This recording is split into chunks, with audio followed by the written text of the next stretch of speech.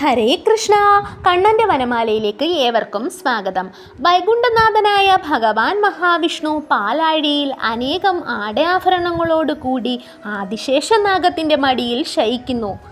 അലങ്കാരപ്രിയനായ ഭഗവാന്റെ കണ്ടത്തിൽ ധരിച്ചിരിക്കുന്ന രത്നമായ കൗസ്തുഭം പാലാഴി മദന സമയത്ത് ഉയർന്നു വന്നതായിരുന്നു. മഹാവിഷ്ണുവിൻ്റെ നെഞ്ചിലുള്ള അടയാളമാണ് ശ്രീവത്സം. ഇത് ഭഗവാന് ഒരാഭരണം കൂടിയാണ്. ഭൃഗുമഹർഷി ഒരിക്കൽ കോപിഷ്ഠനായി മഹാവിഷ്ണുവിൻ്റെ നെഞ്ചിൽ ചവിട്ടിയപ്പോൾ ഉണ്ടായ അടയാളമാണിത്. പഞ്ചതന്മാത്രകളും പഞ്ചഭൂതങ്ങളും അടങ്ങിയ 5 രത്നങ്ങൾ ഒരുമിച്ച് ചേർത്ത് നിർമ്മിച്ചിരിക്കുന്ന ഭഗവാന്റെ വനമാല എന്നുകൂടി അറിയപ്പെടുന്ന മാലയാണ് വൈജയന്തി.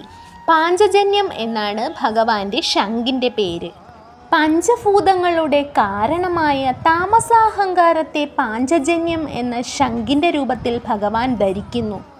ഭഗവാന്റെ വില്ലിൻ്റെ പേര് ഷാർംഗം അല്ലെങ്കിൽ വൈഷ്ണവ ചാപം. ഇന്ദ്രിയങ്ങളുടെ രാജസാഹങ്കാരത്തെ ഈ ശാപത്തിൻ്റെ രൂപത്തിൽ ഭഗവാൻ ധരിക്കുന്നു. മനസ്സിൻ്റെ സ്വാത്വികാഹങ്കാരത്തിൻ്റെ രൂപമാണ് ഭഗവാന്റെ കയ്യിലുള്ള സുദർശന ചക്രം.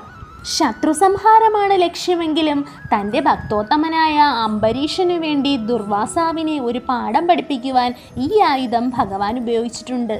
മഹാവിഷ്ണുവിൻ്റെ കയ്യിലുള്ള വാളാണ് നന്ദകം. മഹത് തത്വത്തെ വിഷ്ണു കൗമോദകി എന്ന ഗദയുടെ രൂപത്തിൽ ധരിക്കുന്നു. മഹാവിഷ്ണുവിൻ്റെ നാഭിയിൽ നിന്നും ഉദ്ഭവിച്ച കമലത്തിൽ നിന്ന് ബ്രഹ്മാവ് ജനിച്ചു. അതുകൊണ്ട് തന്നെ കമലം സൃഷ്ടിയുടെയും സമാധാനത്തിൻ്റെയും പ്രതീകമാണ്. ഏവർക്കും വൈകുണ്ഠനാഥനായ ഭഗവാന്റെയും ലക്ഷ്മി ദേവിയുടെയും അനുഗ്രഹമുണ്ടാവട്ടെ. രാധേശ്യാം.